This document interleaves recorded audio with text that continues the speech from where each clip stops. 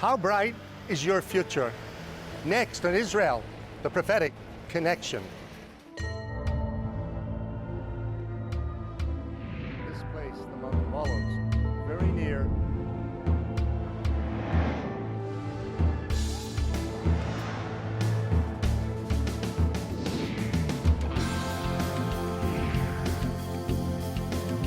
Fulfilling the prophecy, waiting for the day when the Messiah will come.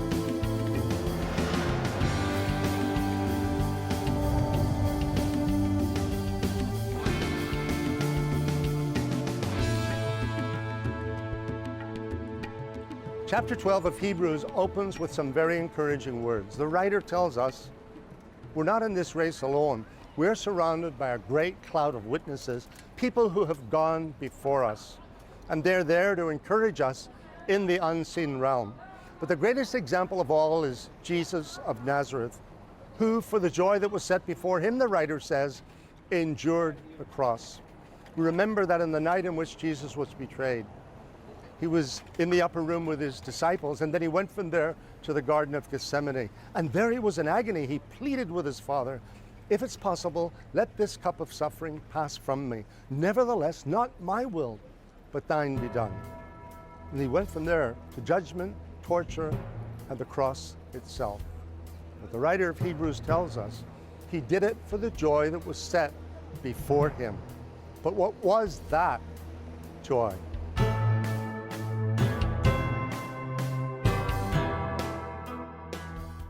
As we have already seen in the previous chapter, personal faith in Jesus can also lead to suffering, something every Christian must learn to endure if they are to reach God's finish line. Now in chapter 12, the mysterious writer of Hebrews turns his attention to the subject of discipline and what seems to be God's way of training champions for his kingdom's sake. God disciplines the people who put their faith in him because he's like a coach, really training a championship team. He knows the end from the beginning. He knows where he wants us to go, where we need to arrive at the end of our lives. And he also knows what we're capable of. And usually it's more than we think we're able to do. And I believe that the life of faith is a marathon, not a sprint. And God really works with us to bring out the best in our lives. And so his chastisement, his discipline is for our good, for our benefit, to make us better than we think we can be. Could it be that God disciplines those who put their trust in him because he has an ultimate goal in mind where they are concerned? The reason God disciplines us so that we can complete the race is very much like a sprinter, a marathon runner. We need the discipline, and we need the correction, and we need the training in order to complete the race. He who began a good work in you promises that he will complete it to the end. That's part of God's conditions. That's part of God's benefits. He's faithful to the end in each of our lives. So look at God as your personal trainer. Today we're into real personal training. We're into all sorts of life motivational series. But the Lord himself is your personal trainer. He's the one that motivates you. And if you get off track, receive his discipline and move towards the target, towards the end of the race, just like in a marathon. As you get to the end of that race, you feel you're carrying the whole weight of the world sometimes. But he's the one that can bring us through the finish line. Does this mean that God disciplines us precisely because he loves us and wants us to finish well? We don't like discipline when it comes, but when we look back and realize that somebody spoke into our lives, they spoke the truth in love, we know that they really cared about us. They didn't want us to go to our destructive end. And in the same way, God loves us like a father loves his son. What kind of a father who really loves his son would not discipline his son? And God loves us just that way. But could God have chosen an easier way to bring believers to maturity in him? I believe God disciplines those who put their faith in him through many means, through circumstances, but very often through other people, through rebuke, through correction, through the pressure that we're under when we work as a team with other people. I have personally had my faith strengthened really by the correction I've received from men and women that have been close to me in life and in ministry very, very often. And I believe if we have the right attitude, this type of chastisement, this type of rebuke, this type of correction can actually make us better and more effective as servants of the Lord. When God established the priesthood, He established a system of mediators, those who would represent God to people. People would go through that priest, offering their sacrifices, offering their worship to get to God. In the same way, Jesus, the great high priest, is our mediator. He stands there on our behalf before God, and He stands on behalf of God toward us. He is the one and only mediator. No one comes to the Father except through me, Jesus declared. As the writer has already stated, Jesus, because of His crucifixion and subsequent ascension into heaven, has now become an eternal high priest after the order of Melchizedek. This means He is seated at the right hand of God the Father, where He makes intercession on behalf of those who have accepted His sacrifice for their sin, something no earthly priest could ever do. Jesus is the mediator of the new covenant because He has that authority from God. And He is the one who takes us from under the laws of Moses into the perfection of the embodiment of those laws, the spirit of those laws. He demonstrates for us, how do you go from the letter of God's law to the spirit of God's law without losing the lawfulness of God's rulership in between? And we see in Jesus really that He walks out and demonstrates the spirit of the law 24/7. And therefore sets us free to obey the Lord fully, and yet not in a legalistic way. Perhaps the most important lesson to be gleaned from chapter 12 is that when someone decides to place his or her faith in God, they also step over a threshold. From that moment on, their ultimate destiny is in the kingdom of heaven. And if, as the Bible declares, heaven is a glorious place, then surely it is worth the discipline and suffering it takes to get there. After the break, Dr. John Tweedy continues his teaching in the book of Hebrews. Most American children will never have to go to bed hungry. But tonight in Israel, thousands of children will go to bed with an empty stomach. 1 in 3 children in Israel live in poverty, not knowing where their next meal will come from. You can partner with C4I America to provide thousands of at-risk children in Israel with at least one hot meal each day. Your gift of $20 or more can give these children a better future. Call now or go online to bless Israel's children with your generous gift of $20 or more. Call now to make sure hungry children have enough to eat. Call now to help a child do well in school. And as a special thank you for your one-time gift of $20 or more, you will receive the powerful and informative documentary 7 Amazing Prophecies Fulfilled on DVD. This documentary explores these prophecies and their impact on our lives today. You will also receive our bi-monthly newspaper, Israel, the Prophetic Connection. Make your generous gift of $20 or more today and give Israel's children a brighter future.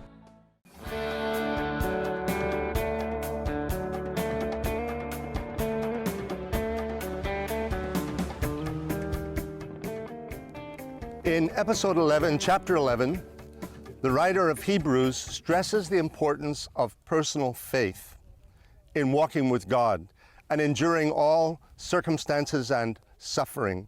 So he gives examples such as Noah and Abraham and Moses as the great heroes of the faith, certainly in the Old Testament period. And often they had to endure much just to walk with God. And they suffered for their faith. In fact, in chapter 11, toward the end of that chapter, having talked about those that have been killed and so forth, he says, others were tortured, not accepting deliverance, that they might obtain a better resurrection. Verse 36 of chapter 11. Still others had trial of mockings and scourging, yes, and of chains and imprisonment. They were stoned, they were sawn in two, they were tempted, were slain with a sword. They wandered about in sheepskins and goatskins, becoming destitute, afflicted, tormented, of whom the world was not worthy. They wandered in deserts and mountains and dens, and caves of the earth. And all these, he writes, having obtained a good testimony through faith, did not receive the promise, God having provided something better for us, they should not be made perfect apart from us. And of course, the promise of the coming Messiah and of the salvation that is found only in Jesus of Nazareth. So when chapter 12 opens, following the faith chapter, chapter 11, we find the writer painting a picture with words of a race. In fact, we could call it a marathon, because that's what it is to walk with God. It's about endurance. It's about not giving up halfway through. It's about eventually crossing the finish line. And so he begins and he writes these words in verse 1 of chapter 12. Therefore, we also, meaning like those he has cited in chapter 11, we also, since we are surrounded by so great a cloud of witnesses, that is, those who have gone before us into eternity, but having set an example for us, let us lay aside every weight and the sin which so easily ensnares us, and let us run with endurance the race that is set before us. Perhaps the writer is thinking of the marathon, which existed at that time. Of course, it started in Greece, but and he's comparing life, the walk of faith, the race of faith, to a marathon runner. And then he says, let us run with endurance the race that is set before us, looking unto Jesus, the author and finisher of our faith. It is as if Jesus is at the finish line, waiting for us to break through the tape, to throw his arms around us and embrace us. And then he says of Jesus, who, for the joy that was set before him, endured the cross, despising the shame, and has sat down at the right hand of the throne of God. Well, what was the joy that was set before Jesus? If it is not the joy of seeing us finish, seeing us embrace the cross, seeing us endure all it means to embrace the cross, and then eventually to cross over the finish line into eternity to spend it with him. That's the joy that was set before him, the very reason he could endure the incredible sufferings of the cross. And then the writer says in verse 3 of Hebrews 12, for consider him, this is Jesus, who endured such hostility from sinners against himself, lest you become weary and discouraged in your souls. In other words, look to Jesus as your example. You have not yet resisted to bloodshed, striving against sin, and you have forgotten the exhortation which speaks to you as sons. And here the writer makes yet another prophetic connection with the Old Testament from, in fact, the book of Proverbs, verses 11 and 12, which he quotes directly in this chapter. My son, do not despise the chastening of the Lord, nor be discouraged when you are rebuked by him. For whom the Lord loves, he chastens, and scourges every son whom he receives. You could think of this as a coach who coaches us in the race called faith. And sometimes the coach, in a sense, has to be cruel. His discipline is harsh, but only because of the benefit that we will derive from the harsh discipline. It is only the disciplined runner who will ever finish the race. And so we have to learn how to endure. And in order to endure, the coach must teach us discipline. He must discipline us. And in this sense, the parallel is that God, and of course the direct quotation from the book of Proverbs in chapter 3, that my son, do not despise the chastening of the Lord. Why? Because it demonstrates that we are loved by God as sons and daughters of God. For whom the Lord loves, he chastens, and scourges every son whom he receives. So if God then is the coach and we are the runner, what is our responsibility in this race called faith? In verse 12, the writer tells us, therefore strengthen the hands which hang down, and the feeble knees, and make straight paths for your feet, so that what is lame may not be dislocated, but rather be healed. Pursue peace with all people. And this is the way of the Christian. Pursue peace with all people and holiness, without which no one will see the Lord. looking carefully lest anyone fall short of the grace of God, lest any root of bitterness springing up cause trouble, and by this many become defiled. You know, part of the Lord's Prayer, often it's left out because it comes near the end. Jesus said, "Forgive those who trespass against you. For if you forgive not those who trespass against you, neither will God, or God the Father, forgive you." Now, I served as a pastor for more than 40 years. I've seen what bitterness can do. And bitterness hurts the person who holds the bitterness, because you can't change the circumstances. But when you hold bitterness in your heart, and here it's referred to as a root of bitterness, which is precisely what happens, roots grow over time.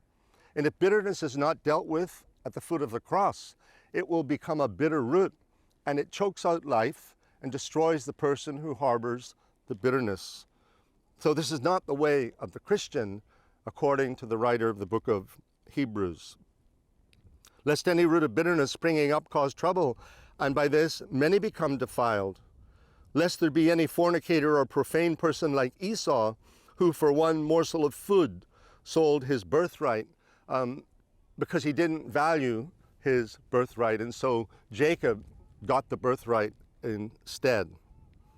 Verse 17, for you know that afterward, when he wanted to inherit the blessing, he was rejected, for he found no place for repentance, though he sought it diligently with tears.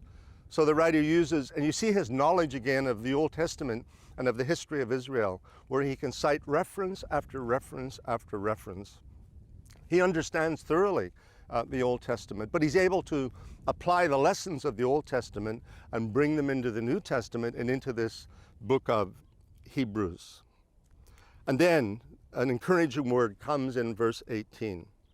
For you have not come to the mountain that may be touched and that burned with fire, to blackness and darkness and tempest, the sound of a trumpet and the voice of words, so that those who heard it begged that the word should not be spoken to them anymore.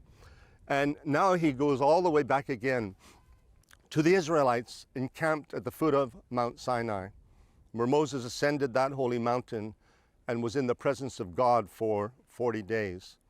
And the mountain trembled at the presence of God, and it was burned black with the fire of God on that holy mountain.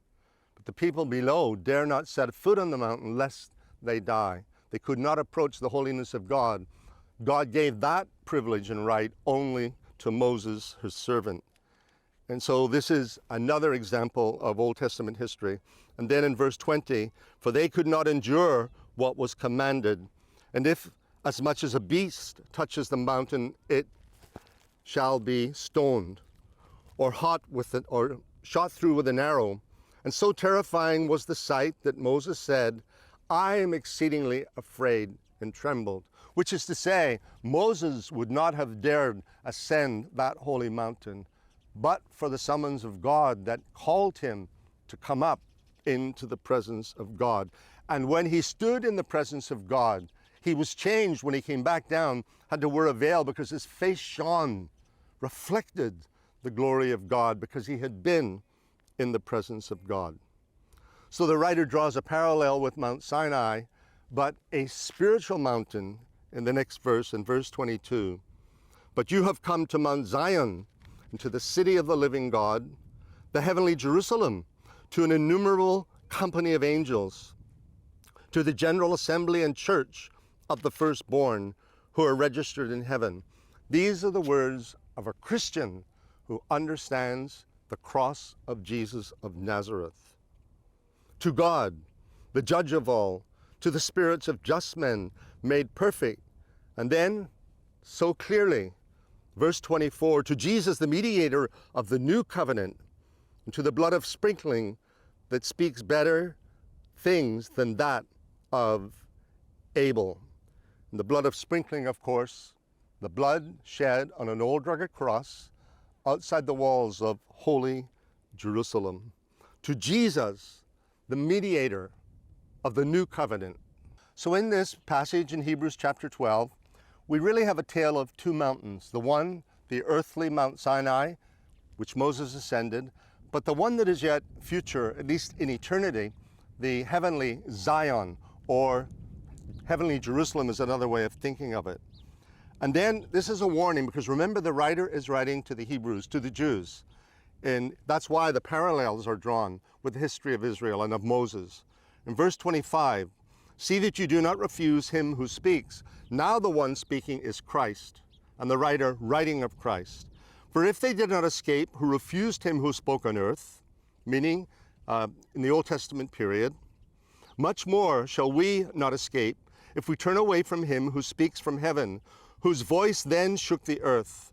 But now he has promised, saying, yet once more I shake not only the earth, but also heaven.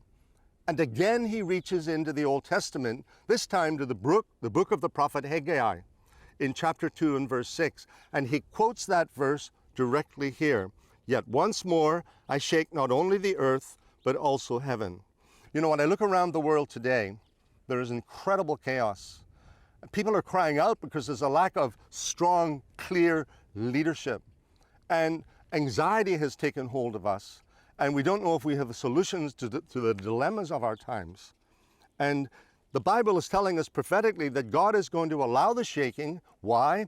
Because only that which is of his kingdom will remain standing when all is said and done. That's why.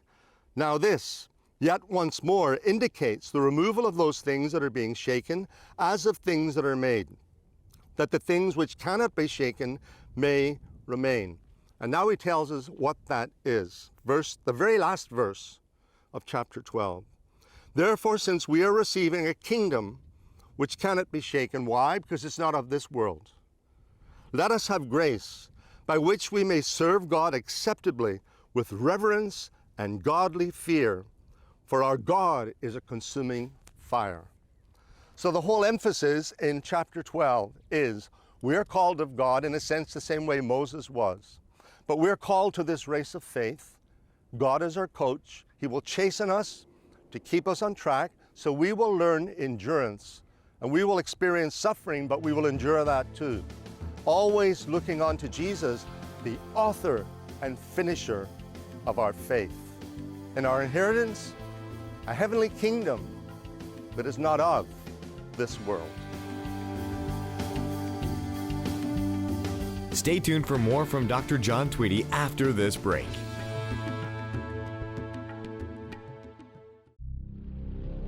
Today, the world watches as rogue nations and extremist groups grow bolder in their call for the destruction of Israel. Because of these threats, Israel is forced to spend 6 times more on self-defense than any other nation.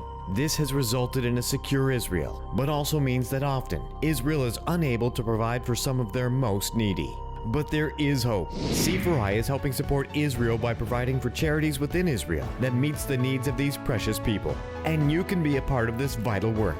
With your gift of just $20 or more, you will bless Israel by feeding Holocaust survivors, refugees, and children. And when you give a monthly gift of $20 or more, you will receive the 13-part DVD series Messiah as a special thank you. You will also receive a free subscription to the bi-monthly newspaper Israel the Prophetic Connection. Send your gift today and help us to help these precious children.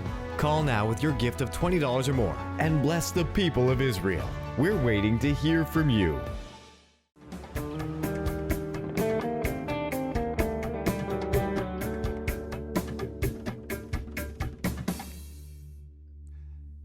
In Hebrews chapter 12, the writer talks about the race of faith, but as he concludes, he talks about an unshakable kingdom, having already spoken about 2 mountains, the one Mount Sinai on earth and the other Mount Zion, which is a symbol of the heavenly Jerusalem.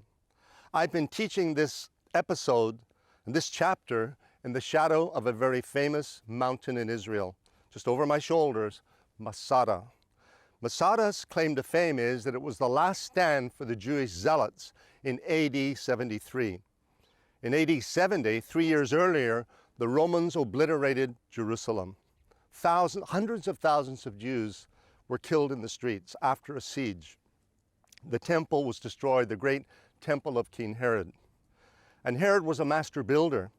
Masada, the mountain behind me, was one of his places of refuge. He was a very unpopular king, a puppet king of Rome in the land of Israel. And so he always realized there would be attempts on his life, or there'd be an insurrection and he would be deposed, and so he had here and there throughout the land refuge places. This is one of them.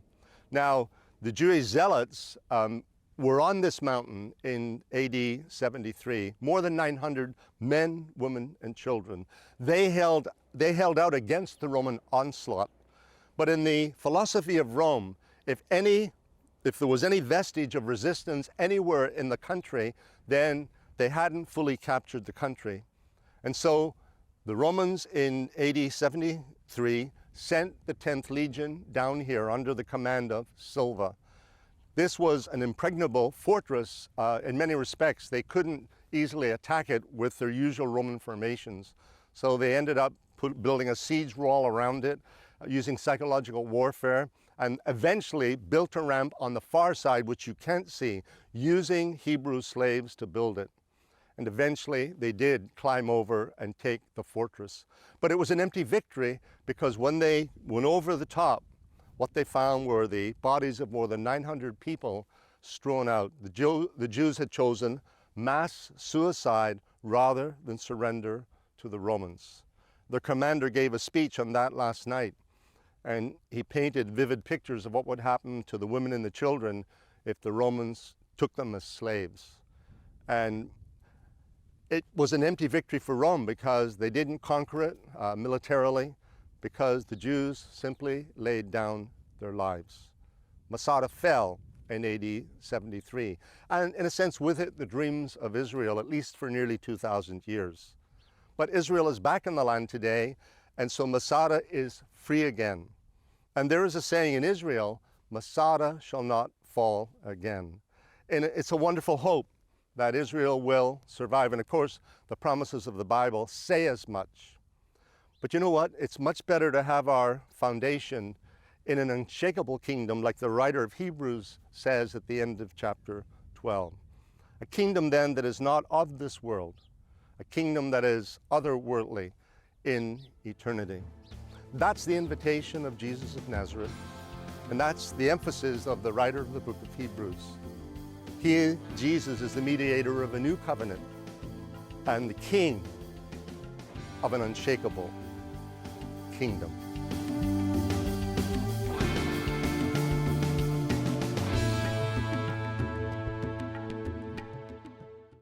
For many years now, C4I America and our partners have been there for Israel, especially during times of war and hardship. Because of this support, Israel's most vulnerable have been cared for by groups like the Jaffa Institute and others.